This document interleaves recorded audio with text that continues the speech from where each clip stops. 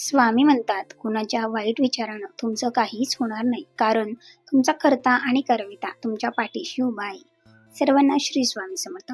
Hi hello नमस्कार, मी गायत्री बाडी तुमच्या सर्वांचे अगदी मनापासून स्वागत करते माझ्या यूट्यूब चॅनलवर. तर अशा प्रकारे सकाळी सुंदर अशी देवपूजा वगैरे झाली. देवपूजा करून झाल्याच्या नंतर लगेचच मी आहोंचा आणि माझा छान असा चहा बनवून घेतला, कारण दिवसभरामध्ये बाकीचे सुद्धा कामं असतात आणि आता बाप्पा बसले तर विविध प्रकारचे आपल्याला नैवेद्य किंवा मोदक सुद्धा बनवायचे असतात. तर आज सुद्धा मला एक नैवेद्य बनवायचा होता. काही दुपारी सुद्धा बरीचशी कामं होती, तर चहा बनवला, त्याच्यानंतर स्वयंपाक वगैरे केला. स्वयंपाकामध्ये मी बटाट्यांची भाजी, पोळ्या असं स्वयंपाक बनवला. अहो सुद्धा जॉबला गेले आणि स्वयंपाक बनवून झाल्याच्या नंतर मी सुद्धा जेवण करून किचन वगैरे सर्व काही आवरून घेतलं. किचन वगैरे छान असं क्लीन करून झालं, घरातील कामं सुद्धा आवरून झाली आणि नंतर छान अशी फ्रेश फुलं घेण्यासाठी मला बाहेर जायचं होतं आणि मग नंतर तिकडे सुद्धा मी जाऊन आलेली होती. तर बघा, इथे छान असा मॉर्निंगचा चहा झाला ना का खूप छान मनाला सुद्धा फ्रेशनेस येतो आणि काय जादू असते ना या चहामध्ये.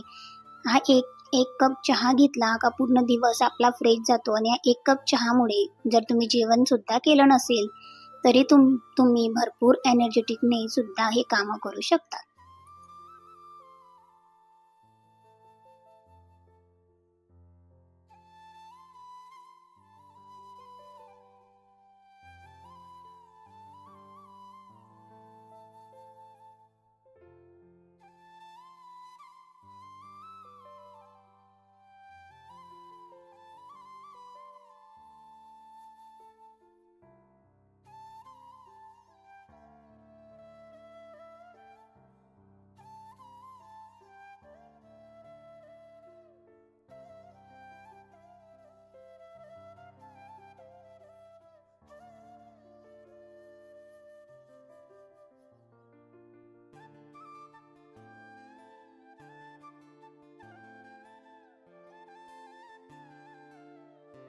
तर छान असा दोघांचा चहा झाला. त्याच्यानंतर जी काही कामं होती ती आवरली. छान फ्रेश वगैरे फुलं सुद्धा सोबत गेली, घेऊन आली आणि नंतर दुपारी इथे 2 हार मला बनवून घ्यायचे होते.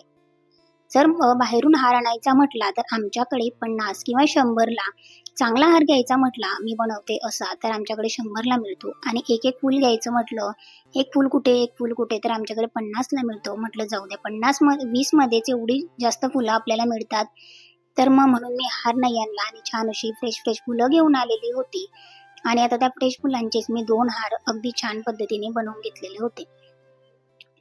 त्यांचे सुद्धा हेच दिवस असतात कमवण्याचे, मात्र खूप जास्त प्रमाणामध्ये हे सणवार आले आणि फुलांच्या सुद्धा आपल्याला गरज असते देवपूजेसाठी, म्हणून ते सुद्धा बरेचसे महागाईमध्ये किंवा प्रत्येक वस्तू ही महाग विकत असतात आणि आपल्याला असं वाटतं का जाऊ द्या, त्यांना सुद्धा हेच दिवस असतात कमवण्याचे, त्यांना सुद्धा मुलं बाळ आहेत, त्यांना सुद्धा घरं आहेत, असा विचार आपण करतो आणि आपण सगळं काही मात्र घेऊन येतो.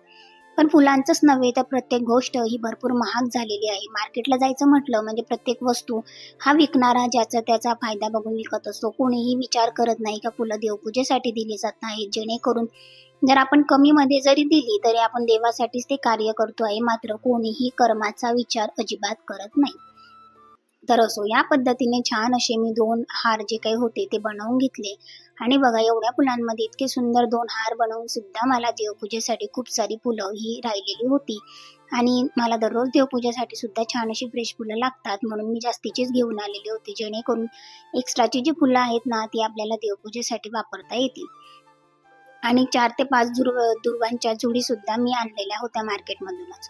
आमच्याकडे जवळपास दुर्वा सुद्धा नाहीये की आपण जाऊन आणि शोधून वगैरे आणू शकतो आणि त्याच्यासाठीच म्हटलं जाऊ द्या, जर बाहेर मिळत आहे तर थोडे पैसे गेले तर चालतील, म्हणून अशा पद्धतीने मी छान असे दुर्वांचे हार बनवले.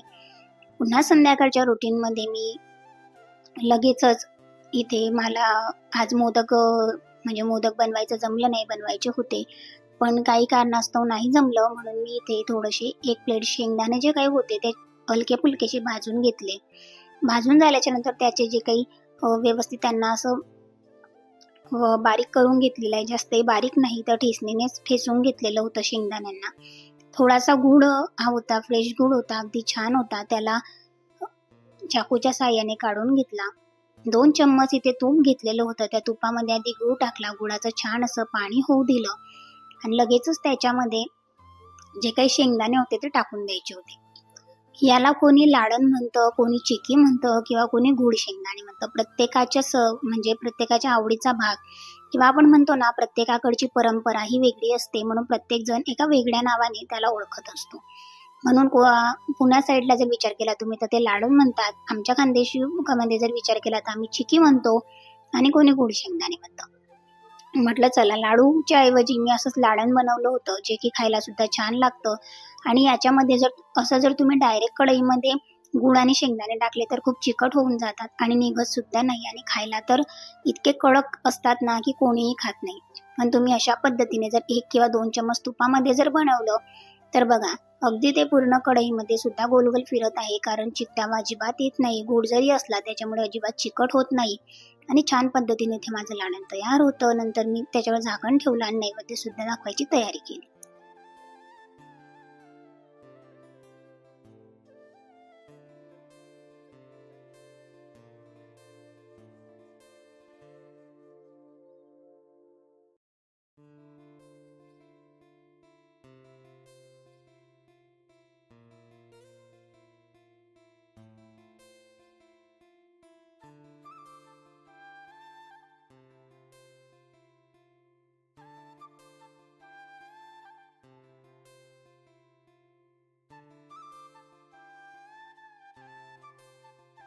तर जे काही लाडण मी नैवेद्यासाठी बनवलं होतं तेच आता इथे प्लेटमध्ये घेतलं. त्याच्यानंतर छान अशी संध्याकाळची देवपूजा केली, दिवे वगैरे लावून झाले. घराचं वातावरण सुद्धा थोडं फ्रेश झालं आणि लगेचच मी इथे सुद्धा देवाजवळ धूप दीप ओवाळून घ्यायचा होता. गणपती बाप्पांजवळ आरतीची तयारी केली. गणपती बाप्पांना नैवेद्य दाखवला आणि याच्यानंतर खूप छान अशी सुंदर आमची आरती वगैरे झाली आणि आरती झाल्याच्या नंतर लगेचच मला स्वयंपाकाला लागायचं होतं. तर स्वयंपाकामध्ये आज एक नवीन रेसिपी ट्राय करते आहे, तर म्हटलं चला तुमच्यासोबत सुद्धा शेअर करते. जर तुम्ही ती रेसिपी खाल्ली तर तुम्ही कधीही खिचडी खाणार नाही एवढी गॅरंटी मात्र मी आवर्जून देते आणि तुम्ही खिचडी खाणी अगदी सोडून द्याल, इतकी छान आणि टेस्टी ती रेसिपी आहे. तर इथे छान अशी बाप्पांची पूजा वगैरे करून घेतली, धूपदीप ओवाळून घेतला. त्याच्यानंतर ते ताई आणि ते आले होते. नंतर आम्ही सर्वांनी मिळून छान अशी बाप्पांची आरती केली आणि सर्वजण जास्त असले ना आरतीला का खूप छान वाटतं आणि सर्वांमध्ये आरती केली का छान मनाला सुद्धा प्रसन्नता वाटते. सकाळी तर आम्ही दोघेच असतो, मात्र संध्याकाळी आम्ही सर्व मिळून प्रत्येकाच्या घरी आरती करत असतो आणि त्याच्यामुळे सुद्धा छान आणि फ्रेशनेस फील होत असतो. त्याच्यानंतर आता प्रत्येकाकडे तर मोदक बनवणे सुरूच आहे, पण आज म्हटलं चला काहीतरी नवीन म्हणून बाप्पांसाठी लाडण बनवलं. आता उद्याच्या ब्लॉगमध्ये जे काही नवीन मोदक बनवणार आहे ते तुमच्यासोबत नक्कीच शेअर करणार आहे. तर अशा पद्धतीने छान असे बाप्पा आमचे दिसत होते. तर तुम्हाला ब्लॉग कसा वाटला नक्कीच सांगा. चॅनलवर नवीन असाल तर एक लाईक नक्की करा आणि नवीन असाल तर सबस्क्राईब करा. तर अशा पद्धतीने जर स्वयंपाक करायचा होता त्याच्यासाठी मी आधी जो काही कांदा होता तो उभा चिरून घेतलेला होता. अगदी म्हणजे बारीक स्लाइड्समध्ये पूर्ण उभा चिरून घ्यायचा आहे कांदा. त्याच्यानंतर मी जी मार्केटमधून मटकी आणलेली होती ती मटकी सुद्धा छान अशी फ्रेश पाण्यात भिजत ठेवलेली होती, कारण तिला वॉश करायचं होतं. ऑलरेडी तिला कोंब आलेले होते, त्याच्यासाठी तिला काही भिजत टाकण्याची गरज नव्हती. फक्त तिला 1 ते 2 पाण्याने फ्रेश अशी धुवून घेतली. कांदा लसूणची पेस्ट सुद्धा इथे ठेवून दिलेली होती. कुकरमध्ये थोडंसं तेल घेतलं, त्याच्यानंतर कांदा अद्रक लसूणची पेस्ट टाकली. त्याच्यानंतर एक तेजपान टाकलं, थोडंसं कढीपत्ता टाकला आणि नंतर लगेचच जे काही स्लाइड्स केलेला कांदा होता तो सुद्धा टाकून दिला आणि टोमॅटो टाकलं.